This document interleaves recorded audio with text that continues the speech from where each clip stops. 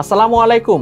আজকে Casio FX991 CW calculator হ্যাক্সের এপিসোডে তোমাদের সবাইকে জানাচ্ছি স্বাগতম। আজকে এপিসোডে আমরা দেখব কিভাবে ভেক্টর খুব সহজে ইনপুট দেওয়া যায়, কিভাবে ভেক্টরটি মান নির্ণয় করা যায় এবং কিভাবে ক্যাসিও FX991 CW ক্যালকুলেটরটি দিয়ে একক ভেক্টর নির্ণয় করা যায়। সো এই হচ্ছে আমাদের ক্যাসিও FX991 CW ক্যালকুলেটর। আমরা প্রথমে ক্যালকুলেটরটি অন করে নিলাম। অন করার পর এখন আমরা হোম বাটনটা প্রেস করব। হোম বাটনটা প্রেস করার পর এখন তুমি যদি নিচে স্ক্রল ডাউন করো, স্ক্রল ডাউন করলে তুমি দেখবা ম্যাট্রিক্স, ঠিক তার পাশেই আছে ভেক্টর। আমরা ভেক্টর অপশনে গিয়ে ওকে দিব। ওকে দেওয়ার পর সে আমাকে বলছে যে আমরা টুলস বাটনটা সিলেক্ট করে আমরা কিন্তু ডিফাইন ভেক্টর, তার মানে ভেক্টরটা ইনপুট দিতে পারি। সো আমরা এখানে দেখো এই যে টুলস বাটন আছে, এই টুলস বাটনটাতে যদি আমি প্রেস করি, প্রেস করার পর দেখো সে আমাকে বিভিন্ন ভেক্টরের অপশন দিয়ে দিচ্ছে। সো আমরা মোট 4টা ভেক্টর একসাথে ইনপুট হিসেবে দিতে পারবো। সো আমার স্ক্রিনে যেহেতু দেখো তোমার এ ভেক্টর এবং বি ভেক্টর অলরেডি চলে এসেছে, আমরা এ ভেক্টরটা প্রথমে ইনপুট দিয়ে ফেলি। সো ভেক্টর এ, এখানে গিয়ে আমি ওকে দিব। ওকে দেওয়ার পর সে আমাকে জিজ্ঞেস করছে যে ডাইমেনশন কয়টা থাকবে, তার মানে এখানে কি আই জে কে তিনটাই থাকবে নাকি শুধু দুইটা থাকবে আই এবং জে। সো আমার যেহেতু ডাইমেনশন তিনটা, আই জে কে তিনটা এক্সিসেই মান আছে, সো আমি ডাইমেনশনে এই যে ওকে টান পাশে বাটনে যাব, ডানে গিয়ে আমরা তিনটা ডাইমেনশন সিলেক্ট করে ফেলবো, তারপর কনফার্মে গিয়ে আমরা ওকে দিব। ওকে, সো আমাকে দেখো এই যে ভেক্টরগুলো নিচে নিচে চলে আসছে। সো প্রথমটা আসলে আই এর সহগ ইনপুট দিতে হবে। সো এ ভেক্টরে দেখো আই এর সহগ হচ্ছে 9, আমরা 9 দিয়ে এক্সিকিউট দিব। তারপর যে সহগ ইনপুট দিতে হবে মাঝখানে, যে সহগ হচ্ছে 1 দিয়ে এক্সিকিউট দিব। কে সহগ হচ্ছে -6 দিয়ে এক্সিকিউট দিব। তখন দেখো আমার এই টোটাল ভেক্টরটা আমরা ইনপুট হিসেবে দিয়ে দিলাম। এখন আমি বি ভেক্টরটাও ইনপুট দিতে চাই, তার জন্য আমরা আবার এসি বাটনটা প্রেস করলাম। তখন আবার আমরা টুলসে যাব, এই টুলস বাটনটা প্রেস করব। প্রেস করার পর এবার নিচে নেমে ভেক্টর বি এটা ওকে করব। ওকে করার পর আবার ডাইমেনশনের ডানে যাব, ডানে গিয়ে 3 ডাইমেনশনটা সিলেক্ট করব। তারপর কনফার্মে গিয়ে আমরা ওকে দিব।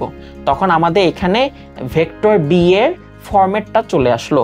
প্রথমে আমরা আই এর সহগটা ইনপুট দিব। আই এর সহগ হচ্ছে 4, যেটা তোমরা স্ক্রিনে দেখতে পাচ্ছ। তারপর -6 হচ্ছে জে সহগ, -6 লিখে এক্সিকিউট বাটনটা প্রেস করব। কে এর সহগ হচ্ছে 5 দিয়ে আমরা এক্সিকিউট বাটনটা প্রেস করব।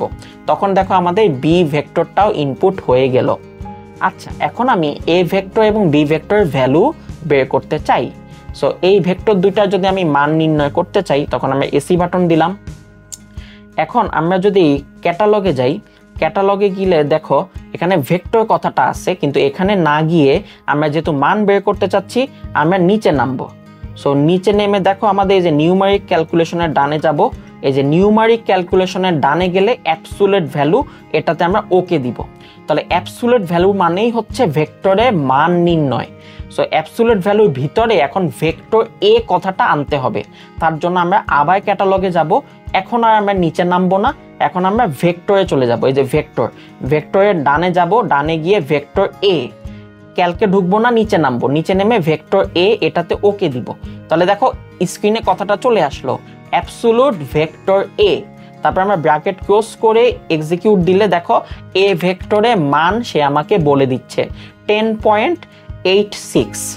খুবই ইজি, তাই না? সো আসো আমরা বি ভেক্টরের মানটাও দেখে ফেলি। আবার প্রথম থেকে দেখাচ্ছি, মনোযোগ দাও। আমরা প্রথমে ক্যাটালগে যাব, এখন আর ভেক্টরে ঢুকবো না, আমরা চলে আসব নিউমেরিক ক্যালকুলেশনে। এই যে নিউমেরিক ক্যালকুলেশনে যাব, তার ডানে যাব। ডানে গেলে দেখো অ্যাবসোলিউট ভ্যালু, এটাতে গিয়ে আমরা ওকে দিব। ওকে দেওয়ার পর এই অ্যাবসোলিউট ভ্যালুর ভিতরে ভেক্টর বি কথাটা লিখতে হবে। তাহলে ভেক্টর বি, তার জন্য আবার আমরা ক্যাটালগে যাব। ক্যাটালগে গিয়ে এখন কিন্তু আমরা ভেক্টরের ভিতরে ঢুকবো। তাহলে ভেক্টরে যে ডানে গেলাম, ডানে যাওয়ার পর এই যে নিচে নামলাম, নিচে নামার পর ভেক্টর বি চলে আসলো। তারপর আমরা ওকে বাটনটা প্রেস করলাম। প্রেস করার পর ব্র্যাকেট ক্লোজ করলাম, ব্র্যাকেট ক্লোজ করে এক্সিকিউট দিলাম। তখন দেখো বি ভেক্টরের মান সে আমাকে ইজিলি দেখিয়ে দিচ্ছে। খুব সহজ, তাই না? ওকে, সো আমরা ভেক্টরের মান নির্ণয়টা বের করা দেখে ফেললাম।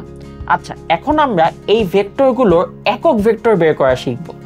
সো একক ভেক্টর বের করার জন্য অলরেডি কিন্তু আমাদের ভেক্টর দুইটা ইনপুট দেওয়া আছে। সো আমরা যেটা করব, আমরা এই ক্যাটালগে যাব। ক্যাটালগে যাওয়ার পর আমরা ভেক্টরের ভিতরে ঢুকবো। ভিতরে ঢোকার পর আমরা ভেক্টর ক্যালকে যাব, ক্যালকুলেশনের ভিতরে ঢুকবো, তার মানে ডানে যাবো আর কি। ভিতরে ঢোকা মানে হচ্ছে ডানের বাটনটা প্রেস করা।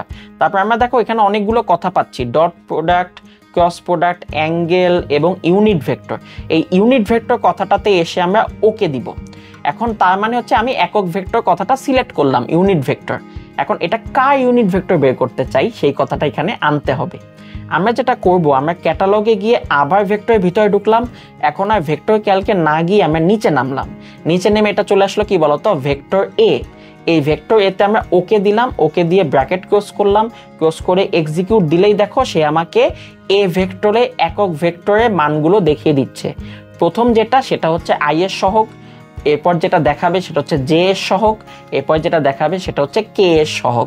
একবারে কিন্তু সে আমাকে একক ভেক্টরের মান সবগুলোই দেখায় দিচ্ছে। সো একই পদ্ধতিতে আসো আমরা বি ভেক্টরে একক ভেক্টর বাইক করা দেখে ফেলি।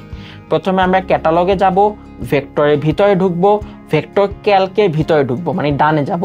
এরপর আমরা নিচে নামলে দেখো ইউনিট ভেক্টর চলে আসবে, এখানে আমরা ওকে দিব। এখন কার ইউনিট ভেক্টর বের করতে চাচ্ছি, ভেক্টর বি এর। আবার ক্যাটালগে যাব, আবার ভেক্টরের ভিতরে ঢুকবো। এখন আমরা নিচে নেমে ভেক্টর বিটাতে ওকে দিব। ওকে দেওয়ার পর আমরা যদি এখন ব্র্যাকেট ক্লোজ করে এক্সিকিউট বাটনটা দিয়ে ফেলি, তখন দেখো এটা কিন্তু ইজিলি আমাকে বি ভেক্টরে একক ভেক্টর দেখিয়ে দিবে। প্রথমটা হবে আই এর সহগ, তারপরে হবে জে এর সহগ, তারপরে হবে কে এর সহগ। সো এটা লিখে ফেললেই আমরা একক ভেক্টরটা পেয়ে যাব। তাহলে এই ছিল আজকে ক্যালকুলেটর হ্যাক্স। আশা করি হ্যাক্সটি তোমরা শিখে ফেলেছো। এই হ্যাক্সটি তোমরা অবশ্যই তোমার বন্ধুদেরকে শিখিয়ে ফেলবে। এরকম ক্যালকুলেটর হ্যাক্স সহ আরও অন্যান্য সিরিজ সম্পর্কে বিস্তারিত জানতে চোখ রাখো শিকড় ফেসবুক পেজ এবং ইউটিউব চ্যানেলে।